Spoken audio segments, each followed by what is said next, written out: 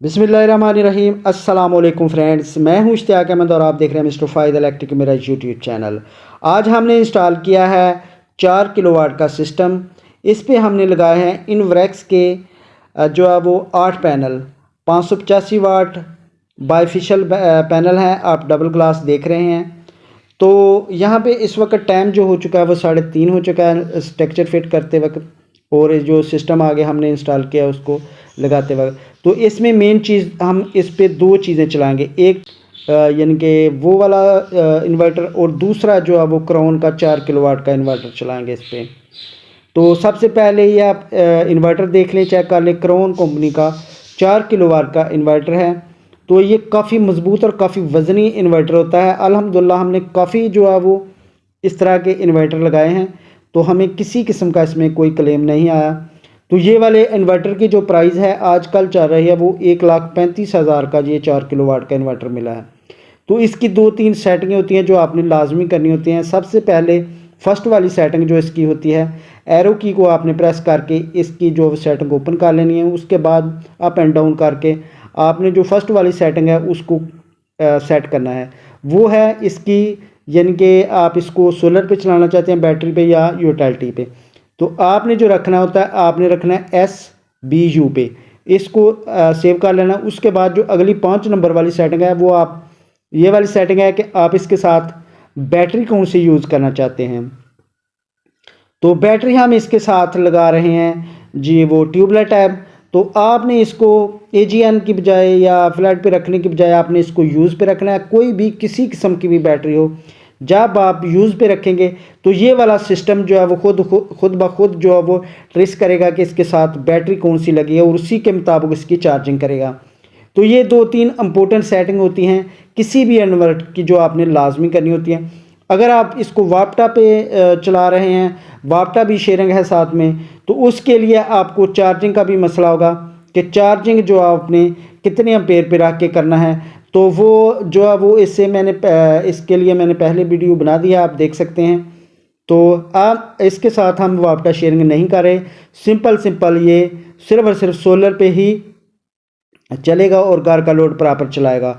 साथ में जो हमने VFD लगाई है उसके लिए एक लहदा से चेंज ओवर लगा दिया है, ताकि जब हमें ट्यूबवेल की ज़रूरत ना हो तो हम जो है वो इसको घर का लोड चला सकें।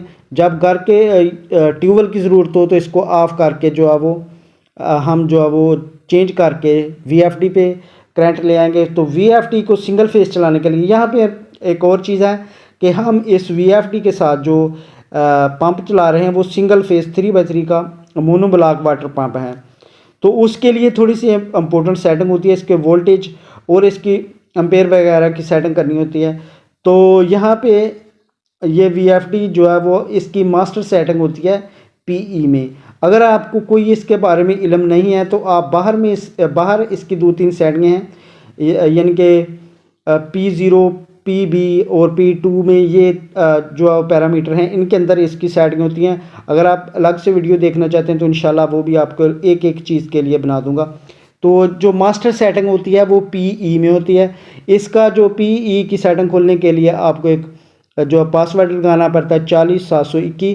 जो ये वाले इन्वर्टर हैं इनमें ये 40721 वाला पासवर्ड चल जाता है। कुछ और भी पासवर्ड होते हैं, तो मुख्तलिफ़ कंपनी के मुख्तलिफ ब्रांड हैं, तो इसलिए ये INVT का जो इन्वर्टर है इसमें ये वाली जो पासवर्ड है ये यूज़ हो जाता है। तो इसके लिए PE जब आप ओपन करेंगे तो PE में जो इसका सबसे इम्पोर्टेंट होता है कि वोल्टेज आपने कितने रखने हैं।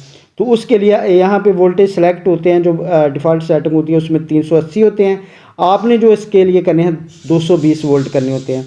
उसके अलावा इसकी जो और एक चीज़ होती है, PB में जाना है, वहाँ पे आपने 1 है इसको 0 सेलेक्ट कर देना है, फिर आपने इसको इंटर करना है। उसके बाद फिर 0 आएगा, 1 आएगा, 1 को आपने 0 में इंटर करके इस तरीके से इसकी जो है वो सेटिंग हो जाती है और आप अपना जो इन्वर्टर है उसको चला सकते हैं। इसमें फ्रीक्वेंसी जो है वो 50 तक होती है, आपने वो सेलेक्ट कर लेनी है। सेलेक्ट आगे पहले ही होती है, इसमें 50 तक इसमें होती है। अगर नहीं ऐड होती तो आपने उसको 50 रख के कर लेना है और अल्हम्दुलिल्लाह आपका जो इन्वर्टर है वो ऑन हो जाएगा और आपकी सिंगल फेस मोटर जो है वो बेहतरीन वर्क करने लगेगी।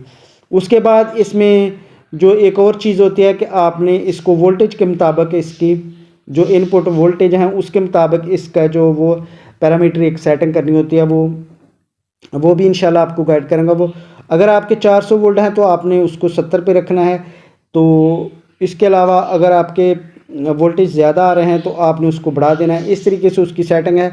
वो पैरामीटर इंशाल्लाह मैं आपको लहदा से समझा दूँगा, ताकि आप अगर इंस्टॉल करना चाहते हैं या आपको इसके बारे में समझ नहीं तो आप वीडियो देखकर जो है वो इसके सीख सकते हैं इंशाल्लाह। तो ये थी हमारी आज की वीडियो। उम्मीद करता हूँ कि आपको ये हमारा सिस्टम लगाने का तरीका और ये जो हमने चीज़ फिट की है IVNT और क्रॉन का इन्वर्टर एक साथ हम दो चला रहे हैं, अगर हमें ज़रूरत नहीं है तो इस वक्त हमने VF